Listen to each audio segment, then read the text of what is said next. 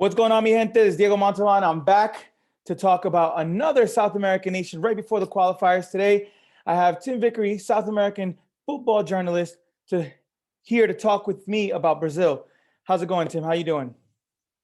Yeah, I'm very well, and very much looking forward to these last two rounds of World Cup qualifiers in the best, the most competitive, the most interesting qualification campaign on the planet.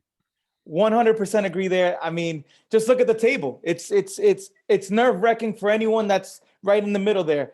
What's your horse in this race, Diego? Oh, I'm Peruvian, so I have to, got to root on the home country, and for me, it's a nerve-wracking week. I'm so anxious for Thursday already. But that for you, that one point that you picked up at home to Ecuador, I think that's going to save you. I think you're going to get the playoff place because of that 1 point. If not, I think Colombia were a danger. But I think with that 1 point, you've taken Colombia out of the game. I agree. That 1 point would definitely help us. I mean, that Colombia game too in Barranquilla was just amazing. I was Unbelievable. There. Unbelievable. I did not expect that at all. Colombia had Peru in the cornered.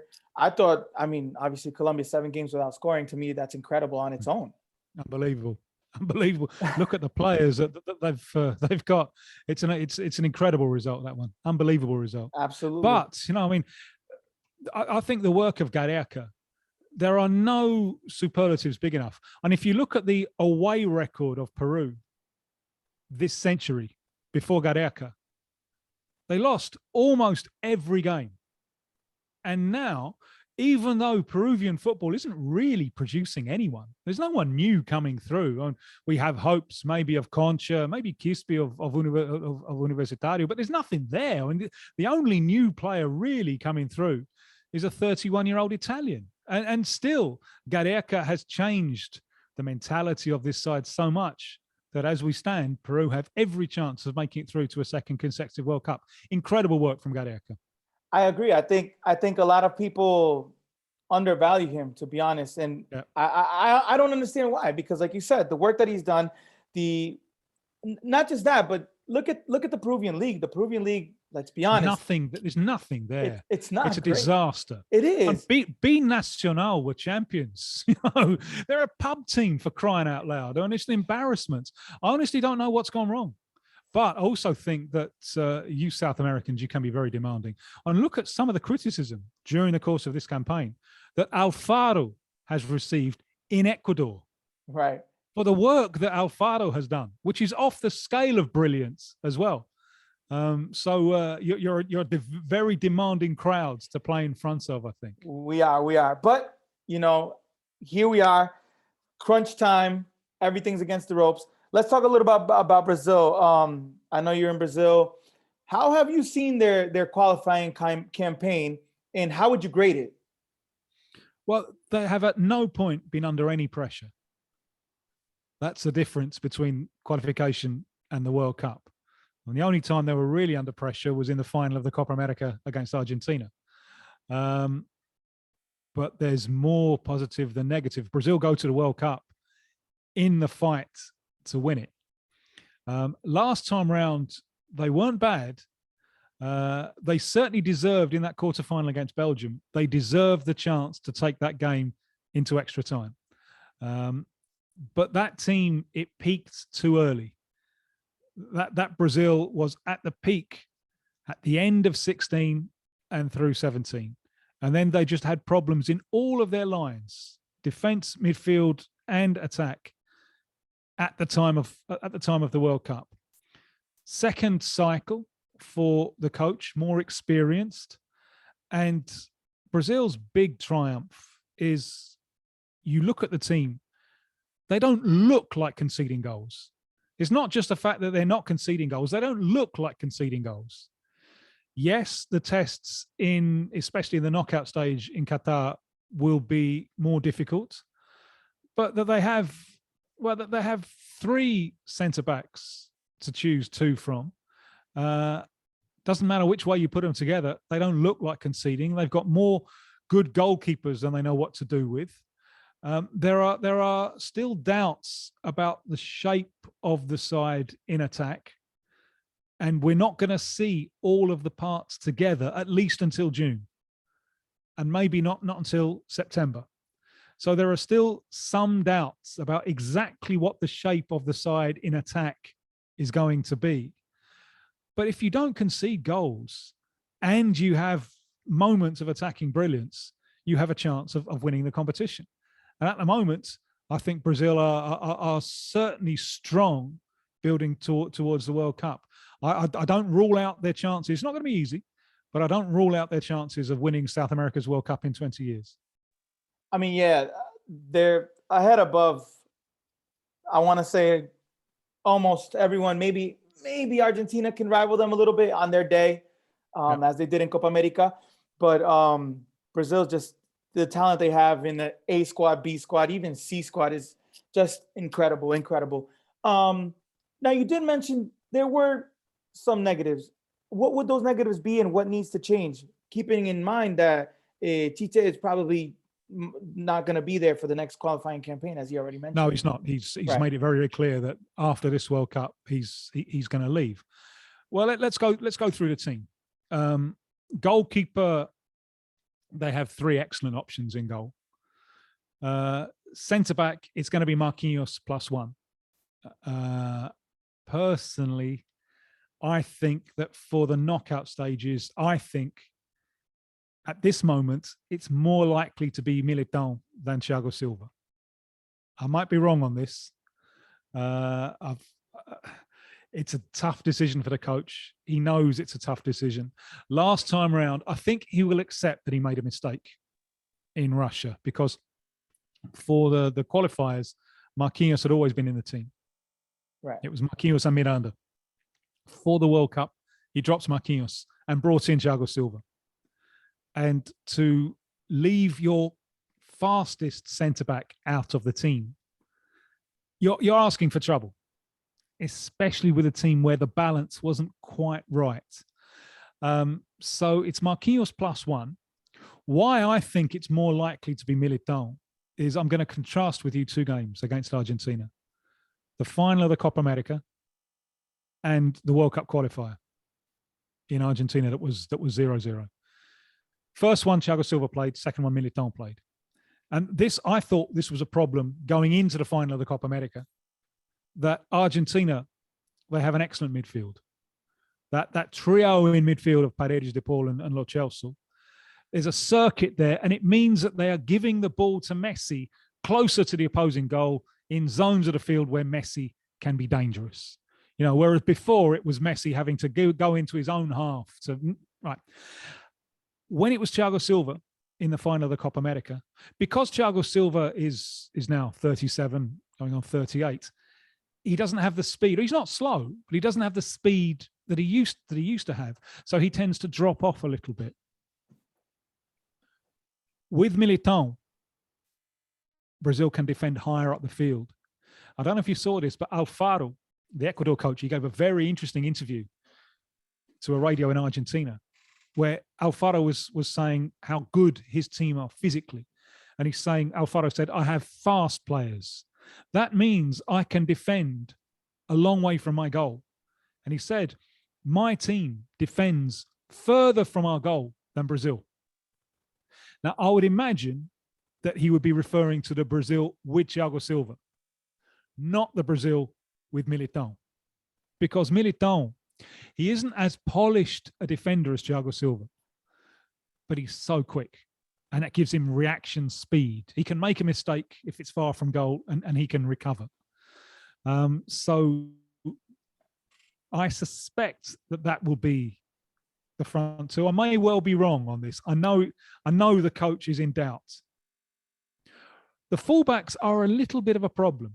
There is an ideological confusion here in Brazilian football, because for years the fullbacks were the wingers. They had, it was Cafu and Roberto Carlos and so many others. Now Brazilian football has so many wingers, it doesn't need the fullbacks to be wingers anymore. It needs something more rounded from them. That's the reason that Daniel Alves can still play, because he doesn't need to cover all of that ground up and down, up and down. He doesn't need to do that.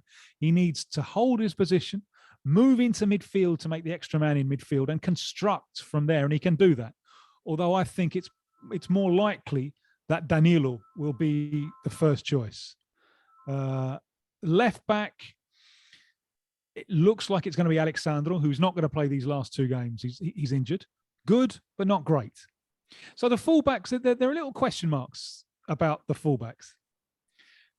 The central midfield too, as it stands, it's Casemiro and Frege. Frege has been playing wonderfully well for Brazil, but it is an area of the team where Brazil would like to improve. It is really striking over the last few years how Brazil have not produced world-class central midfielders. Especially around the time of winning the World Cup in 1994, Brazilian football divided its midfield into two who only defend and two who only attack. And so that they have been lacking the all-round midfielder. There is some progress in this, but you've seen with almost every central midfielder from Brazil who's moved to Europe, they found it difficult because the football is so much quicker. You have to define what you're going to do with the ball so much quicker than you do in Brazilian football. The pitches are so much better in Europe. The game is quicker.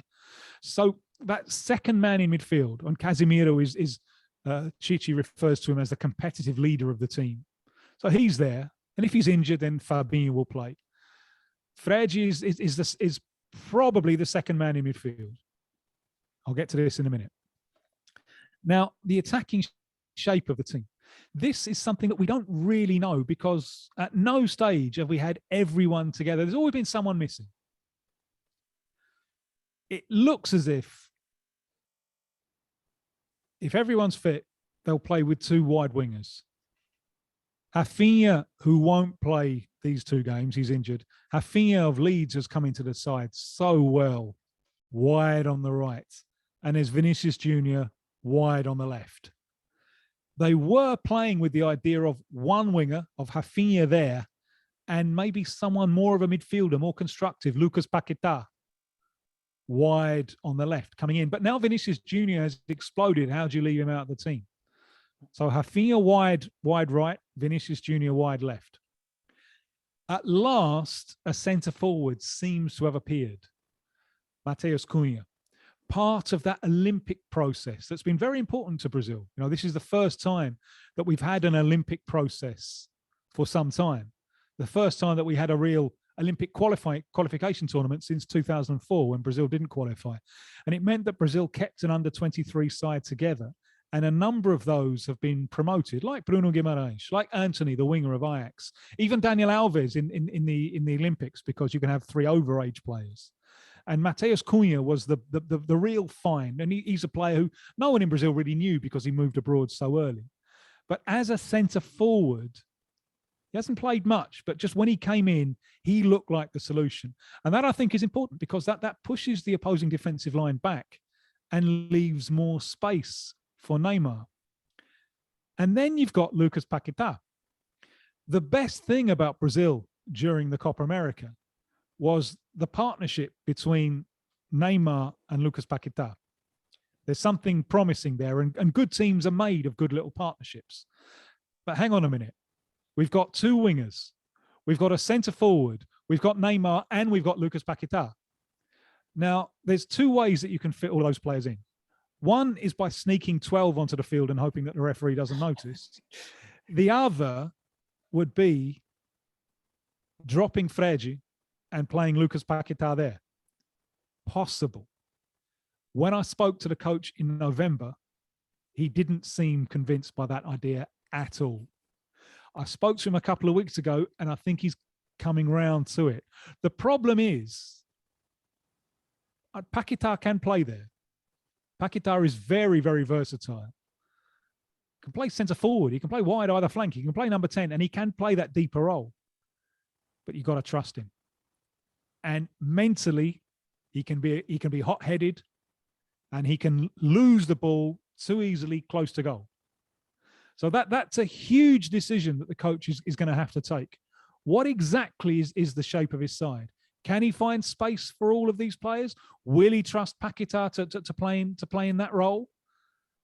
So and because one or more of these players have always been injured, We haven't seen them all together, and we're not going to see them now. So that's something we're just going to have to wait, maybe even until the World Cup, to see exactly how these pieces on the jigsaw are going to come together. To me, you just named a whole bunch of players, and literally all the players are like stars, right? They're all stars. And who do you leave out, like you said? And there's so many more, like Coutinho, who's now doing great at West Ham. Like, how do you keep them out? I don't envy the coach at all, to be honest with you. Yeah, but I think you've made an important point. There's lots of stars there. This is great because this takes some of the pressure off Neymar. This competition for Neymar, this will define how he is remembered as a Brazil player. Now, he's had 2 World Cups, not through his own fault. He hasn't won the competition. He will be, this fascinates me, in the World Cup, he will be almost exactly the same age as Pelé was when Pelé retired from international football. But Pelé retired having done it all. Neymar has it all to do.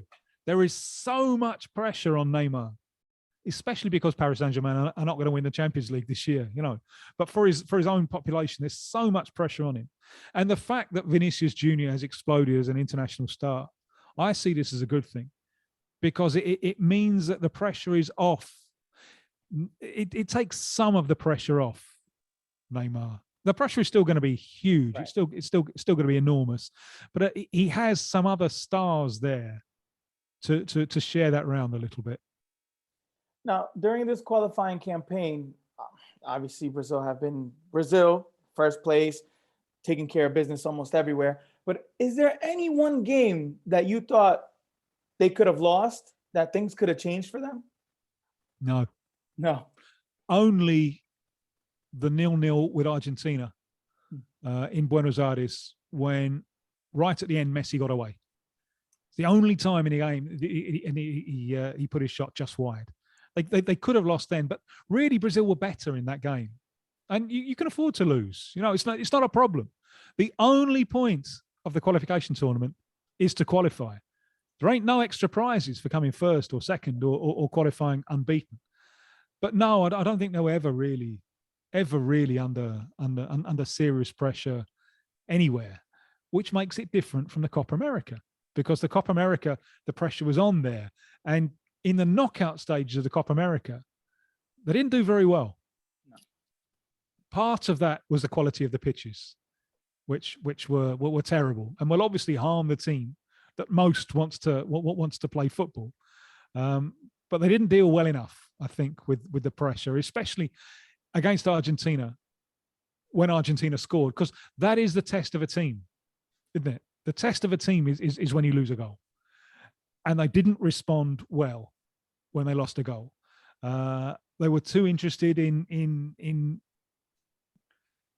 getting into little fights and arguing with the referee. That is the work of the coach. He's got to get them mentally right for the big challenge. And everyone knows over here what the big challenge is. It's meeting a Western European side in a knockout stage. Since they won the World Cup in 2002, every Brazil campaign has ended as soon as they meet a Western European side in the knockout stages. Because of the Nations League in Europe, now there are no opportunities even to play friendlies against European opposition. And because this World Cup is taking place in November, December, it means that all of those star players who play in Europe will be much, much closer to ideal physical condition than they usually are in a World Cup. For this reason, it's going to be such a fascinating competition. We can argue about the ethics of many things connected to this World Cup. Yes, and that's a debate that has to take place. But purely for footballing reasons, the absence of travelling and the fact that the players are going to be close to their peak condition means that I'm really hoping for the best, from a technical level, the best World Cup that we've had for years and years. See, that leads me to the next question, which is, for you, in this qualifying campaign for Brazil, has there been a standout player? Has there been a player that stood up above all the rest, or is it more of a collective? No, I think it's more of a collective. Marquinhos has been superb. It's fascinating to see him collapse a little bit against Real Madrid. You know, he's not usually under that kind of pressure. That's a problem, I think, with him playing for Paris Saint-Germain. But Marquinhos has been sensational. In fact, interestingly, the games where Marquinhos and Militão have played together, Brazil haven't conceded a goal. Rafinha came into the side. And there was one game where Brazil were amazingly under pressure. That was away to Venezuela.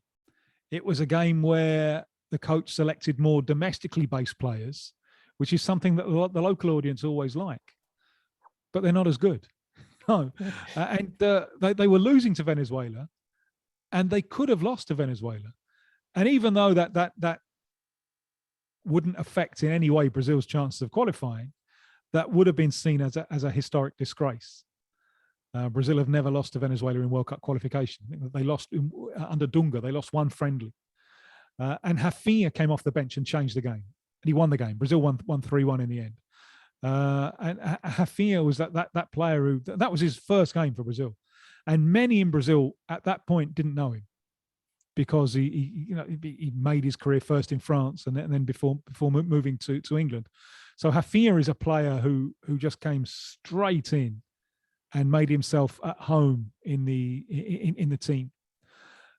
So if I have to single out players, it will be Marquinhos and Rafinha. For the next qualifying campaign, we already mentioned Chiche won't be there no more. So what needs to be done for this group to, keep up what they've been doing, or even raise their bar higher? Well, there's no idea who the coach is going to be. And Brazil had a plan, which was to bring in Xavi as an assistant, and then he would take over after the World Cup. This is revolutionary for Brazil to have a foreign coach. There aren't any strong Brazilian candidates at the moment to be coach of Brazil. It's an extraordinary thing to say, but there is no.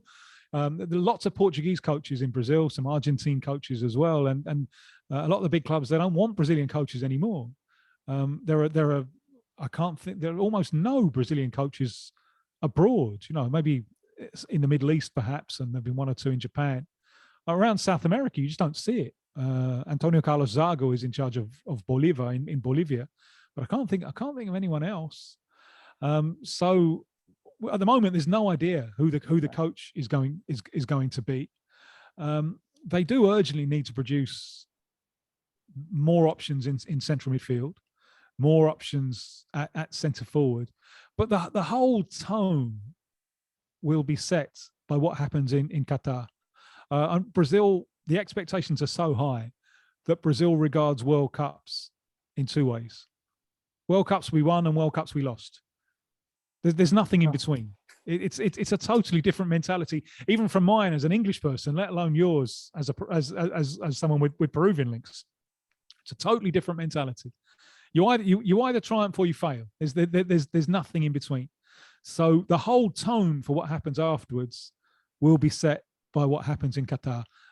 So really, it's too early to speculate on the direction that Brazil will take.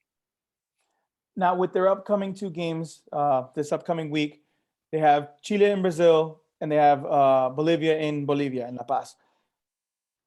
Essentially, really nothing to play for except, keep up their great work, some new players. How do you see this going, these last two games?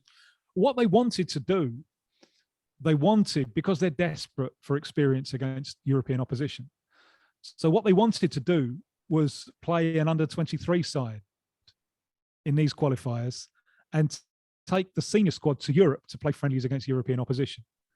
FIFA didn't let them do that for obvious reasons. It would destroy. Chile must win to have any chance of qualification. Chile must win. So this is a live game. Well, this could be the last live game in the international career of Alexis Sanchez, Arturo Vidal, Gary Medel, Mauricio Isla, and so on. So FIFA didn't let Brazil do that.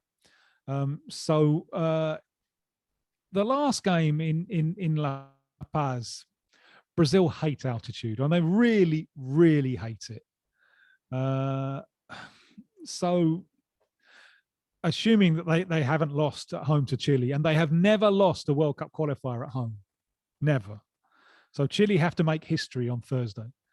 So assuming that Brazil haven't lost to Chile, Bolivia is just to try and avoid defeat. And at 3,600 meters, it's a different game. I mean, it really is. It's a different game. You don't really learn anything about a team. Sometimes maybe you learn something about its character, but in footballing terms, it's such a different thing that there's nothing really, I think, for us to learn. The Chile game is just a chance to get the people together and try and get Vinicius flying. He hasn't quite done it for Brazil yet. There have been hints. He hasn't had a great game. So, you know, it's an opportunity to do that. It's an opportunity for the coach to get together with his players. And you know, for the international coaches, they love this because their biggest complaints is the lack of time that they have with their players. And remember, there's very, very little time before the World Cup. So, you know, they've got these few days now. They've got June and they've got September. A few days in June and a few days in September. That's it. So every moment, the coach, he has to take advantage of this time with his players. So I think that's the most important thing. More important than the results, especially the results in La Paz. They don't want to lose against Chile. To lose that home record, they've already lost the record with Copa America. Every other Copa America in Brazil had won. So they've lost that record. They don't want to lose the record with World Cup qualifiers. So and you know, there'll be a crowd. It's Rio where the fans are especially demanding. So they'll want to put on some kind of show. And I think the coach will really want to see some. I'm surprised that they've called up Gabriel Martinelli of Arsenal. That's his first call up. Another one who came through that under-23 side. And he was at the Olympics. He didn't play very much, but he's part of that group. I'll be intrigued to see what they do with him because they don't have a centre forward in the squad with Mateus Cunha injured. There's no real out and out centre forward. They said at the press conference when they announced the squad that they see Martinelli as a player cutting in from the left. Well, that's where they already have Vinicius and Anthony of Ajax, who's come in very well as also. So where are they going to play Martinelli? Are they going to maybe try out Martinelli at centre forward? I don't know. So there's one or two things for him to look at. But I think mainly it's a chance to get the group together. I would see it as a chance to get Vinicius going, you know, to get him his first goal for Brazil and so on. And just to spend time, to spend time together and treat this as preparation. And Ecuador are already preparing for the World Cup. You know, that's why they're not playing Argentina at altitude at Quito. They're playing at Guayaquil. That's a team that's saying, all right, we might not be mathematically qualified, but really effectively we're qualified. And we're going to use this time playing at sea level because we want to prepare for the World Cup. And I think Brazil, it's a similar thing. Get the group together, prepare for the World Cup because time is precious.